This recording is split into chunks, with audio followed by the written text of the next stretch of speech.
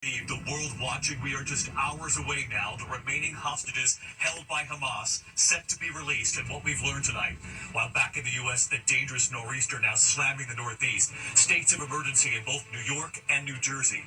The powerful nor'easter gaining strength as it pushes up the East Coast. Heavy rain, flooding, and damaging winds gusting up to 60 miles per hour from the Carolinas to New York to Boston. Lee Goldberg standing by with the forecast, timing out the storm into tonight and tomorrow. Also tonight here, the eyes of the world now on the Middle East, these tense final hours. Cautious optimism here on the ground. 20 hostages who are still alive expected to be released by Hamas within hours here. President Trump and what he said just moments ago before heading to the region. And I'll take you to Hostage Square here in Tel Aviv. The Americans we met who said they had to be here to welcome the hostages home. Back in the U.S. tonight, a horrific weekend of deadly gun violence in multiple locations. Gunfire erupting in a crowded bar. In another horrific case, deadly gunfire outside a high school homecoming football game. Tonight, here's a harrowing new video showing a helicopter spinning out of control, crashing onto a pedestrian bridge. Multiple people hurt, including many on the ground. Day 12 tonight of the government shutdown, the threat of mass firings now a reality. And now President Trump ordering Defense Secretary Pete Hegseth to use all available funds to pay more than 2 million military service members who will soon go without pay. And tonight here, the tributes to Oscar-winning actress Diane Keaton. So many of her unforgettable roles, from Annie Hall to The Godfather to Something's Gotta Give. Tonight, Diane Keaton, in her own words, the advice she said she would pass on to her children, and in her memoir, what movie she revealed as her favorite. From ABC News, this is ABC World News Tonight with David Muir, reporting tonight from Tel Aviv, Israel. And good evening tonight from Tel Aviv. The tense final hours here, the world now waiting for the release of the final hostages held by Hamas. We are nearing the end of this crucial 72-hour window. The U.S. believes 20 hostages are still alive and will be released in the overnight hours, the early morning hours here in Israel. What President Trump just said about this tonight before heading to the region. But we do begin tonight back in the U.S., the dangerous nor'easter now taking aim at the Northeast tonight. States of emergency in New York and New Jersey. The powerful storm slamming the East Coast, heavy rain, flooding, and dangerous winds, gusting up to 60 miles per hour from the Carolinas up through New York City, straight up into New England, Boston, and Cape Cod. Rough surf slamming the Jersey shore. A coastal flood warning remains in effect in Atlantic County at this hour. Several homes damaged along the shore in Buxton, North Carolina. Large waves crashing into the homes there. Passenger planes tonight flying into Philadelphia, battling strong winds as they were coming in for landing. Growing airport delays tonight in the Northeast, including LaGuardia and JFK in New York and Logan Airport in Boston. Lee Goldberg standing by with the forecast, and ABC's Matt Rivers leads us off just outside New York City tonight. Tonight, powerful wind gusts, surging surf, and torrential rain. Millions in the path of a slow-moving nor'easter that's wreaking havoc as it crawls up the East Coast. You can see the high-tide surf just pummeling the beach here in Atlantic City, New Jersey, declaring a state of emergency for the wind and the rain, but also for the significant chance of beach erosion and dune breaches. Communities bracing for winds up to 60 miles an hour. In New York City, officials worried about high winds, banning empty tractor-trailers from bridges and tunnels. The system slamming the Carolinas on the Outer Banks, where they've already been battered by multiple storms this season. This vehicle spotted stranded in the sand after a dune breached. Rainfall rates over an inch an hour in some spots, inundating downtown Charleston. And these images from North Myrtle Beach showing the devastating erosion, creating massive cliffs along the beachfront. The high winds causing headaches for air travelers. More than 5,000 flights delayed and counting, mostly at Northeast airports. And David, it's low tide here at the beach in Atlantic City, but this is a slow-moving storm. It's going to be around for a while, which means that when high tide rolls back in, the threat of coastal flooding will come back with it. That threat will be with us for another day. David? Matt Rivers leading us off here tonight. Matt, thank you. Let's get right to Chief Meteorologist Lee Goldberg from our New York station, WABC, tonight. Lee? Hey, David, that coastal low is actually peaking off the Carolina coast. That's where we've had the worst weather today, whether it be flash flooding in South Carolina or major coastal flooding going all the way up to Virginia, rain extending into the Northeast. This low trapped by this high, the storm goes on for a couple of days. So ranking the impacts, it's all coastal, whether it be the flooding or beach erosion or high winds. Warnings, Virginia Beach, Chesapeake Bay, Jersey Shore to Long Island. 3 feet of inundation, severe coastal flooding right through the day on Monday. The wind gusts could go up to 60 miles an hour, cause damage from Ocean City to Atlantic City to Montauk. Even New York City with 40-mile-per-hour gusts would have some tree limbs down. And again, this goes into tomorrow. A second low forms off the Jersey Shore, brings the brunt to the northeast tonight into tomorrow morning with the strongest winds and heaviest rain. Even when the low weakens and the showers become more scattered, we'll still see severe coastal effects into tomorrow. David? Lee Goldberg with us here on a Sunday night. Lee, thank you. We turn now to the historic developments unfolding at this hour, the eyes of the world right here on the Middle East. A huge crowd in Hostage Square here in Tel Aviv today, the tense final hours. Cautious optimism, 20 hostages who are still alive, expected to be released by Hamas within hours here. President Trump and what he said just moments ago before heading to the region, and I'll take you right down to Hostage Square, the Americans we met who said they had to be here to welcome the hostages home. But first, our chief foreign correspondent Ian Pannell on what's expected to unfold with just hours to go here. Tonight, the long, painful wait almost over. The last remaining captives held by Hamas will soon be reunited with their loved ones. President Trump heading to the region to meet with hostage families and address the Israeli parliament tomorrow, before traveling to Egypt with world leaders for a Middle East peace summit. Well, they have the hostages. I understand all 20. And we may get them out a little bit early. Getting them was amazing, actually, because we were involved, and they were in places that you don't want to know about. Hamas set to release all 20 hostages still believed to be alive. The deceased hostages include the last female and Americans Omar Nutra and Itai Chen. Some are expected to be returned tomorrow, though not all the bodies have been recovered. It's a mixed bag of emotions. On one hand, there's the excitement of what is going to wait for us in 24 hours from now, and also there's a lot of anxiety. In exchange, Israel says it'll release nearly 2,000 Palestinian prisoners. In Gaza today, desperate crowds swarming aid trucks as hundreds of thousands of Palestinians return to what's left of their homes, as they too recover the bodies of their loved ones from under the rubble. This was the most beautiful place, Mahmoud Abu Amira said, standing near the rubble of his home. Life isn't life anymore. Imagine your house, your memories, your work, your school, your whole world being destroyed.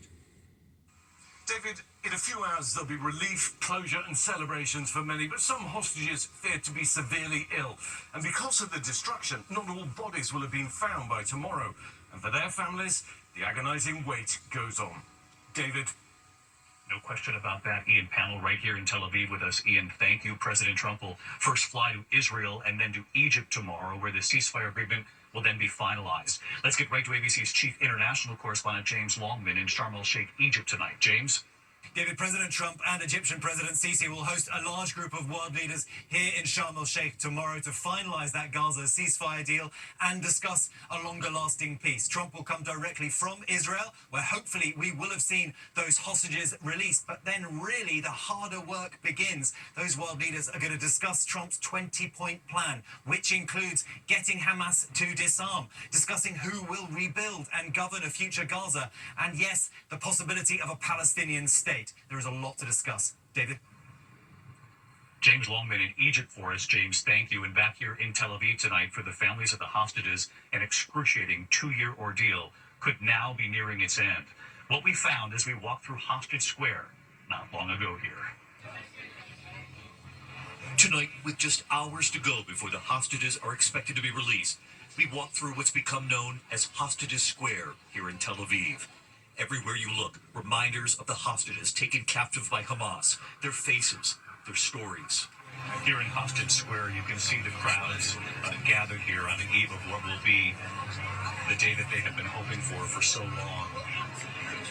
Prayers and song here as they wait for the hostages to be released.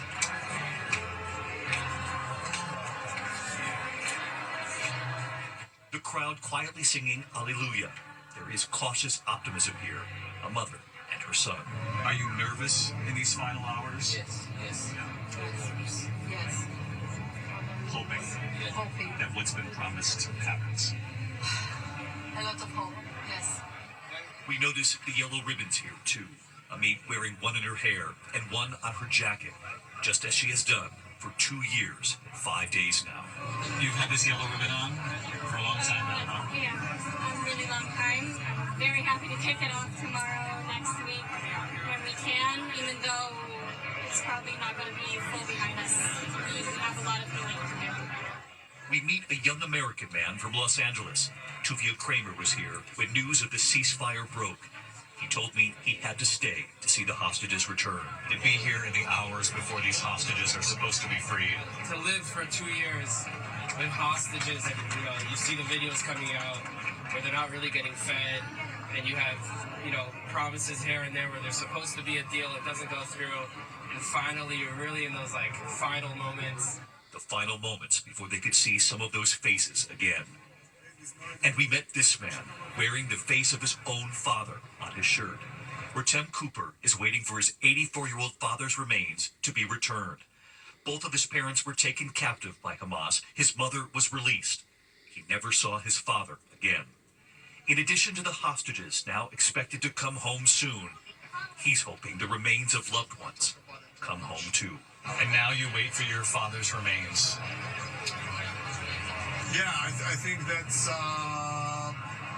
it's surreal kind of to think that if we are suspecting not all of the hostages that are no longer alive going to be returned within the 72 hours window. The lucky one, so to speak, which is a weird thing to say, that you're going to be going to a funeral. While we were in the square, it is impossible to miss. The wait so far for so many here, 736 days, 14 hours, 42 minutes, and counting. And that clock will, of course, continue to count until those hostages are home. ABC News will have live coverage of the hostage release once it begins. Our team right here throughout the region, we will come back on the air with major developments as they unfold over these next crucial hours here. Meantime, back in the U.S. tonight, a horrific weekend of deadly gun violence in multiple locations. At least 4 people were killed, more than a dozen injured when gunfire erupted at a popular bar on St. Helena Island off South Carolina. Police investigating multiple persons of interest. And at least 6 people were shot and killed during a homecoming party following a high school football game in Leland, Mississippi. Police searching tonight for suspects in both incidents. Tonight, day 12 of the government shutdown, President Trump now ordering Defense Secretary Pete Hegseth to use, quote, all available funds to pay 2 million troops set to miss a paycheck on Wednesday. The White House using the shutdown to fire an estimated 4,000 federal workers. And tonight, a warning that that number will rise. Mass layoffs already at HHS, the Department of Education, and the Treasury. Tonight here, the tributes are pouring in for Oscar-winning actor Diane Keaton. She was an original. From Annie Hall to The Godfather to Something's Gotta Give. Tonight, Diane Keaton, in her own words, her humor, her talent, her kindness, and she reveals which movie was her favorite. Hi. Oscar-winning actress Diane Keaton was original in every way. Her singular style. She was bold, fearless, independent. You want me to come with you to New York? What is? Starring in some 100 movie and television roles. You say you love me, and then you talk about allowing me to leave. Opposite Al Pacino, playing a mob wife in the Godfather trilogy. You hate me. You hate me. No, I don't hate you. I dread you. Winning an Oscar for Best Actress in Woody Allen's Annie Hall, a role she was often compared to in real life. Oh, God, Annie. Well. La-di-da, la-di-da. I never said la-di-da in my life until he wrote it. But I was a person who, as you know, couldn't complete a sentence, so he did get that right. She was nominated for 3 more Oscars over her storied career. Opposite Warren Beatty in Reds in 1981. Opposite Leonardo DiCaprio, Robert De Niro, and Meryl Streep in Marvin's Room in 1996. Love you very much. Years later, Meryl Streep would present an American Film Institute Lifetime Achievement Award to her friend Diane. Diane Keaton, arguably the most covered up person in the history of clothes, is also a transparent woman. There's nobody who stands more exposed, more undefended, and just willing to show herself inside and out than Diane. Can't imagine the 70s, 80s, 90s, 2000s without you. Love you, Diane. So does everybody. The truth is, it goes by fast, doesn't it? Like the blink of an eye. Yeah. In her memoir, Diane Keaton would reveal her favorite film was Something's Gotta Give, 2003, with Jack Nicholson. Can I ask you one other thing? What's with the turtlenecks? It's the middle of summer. No, seriously, why do you care what I wear? Just curious. I like them. I've always liked them, and I'm just a turtleneck kind of gal. You never get hot? No, Never. not lately. But there were so many roles where her iconic comedic instincts would shine. You don't realize that you've been dealing with one of the greatest minds you've ever seen. Yeah, and his isn't so bad either. Hi. Father of the Bride with Steve Martin, Baby Boom, Do you have anything to say? Yes. No. And don't tell me what to do. And The First Wives Club, Bette Midler and Goldie Hawn.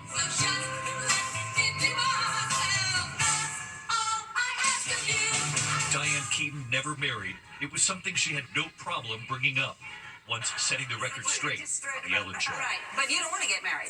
Oh, I'd like to get married, yeah. You got that wrong. Oh.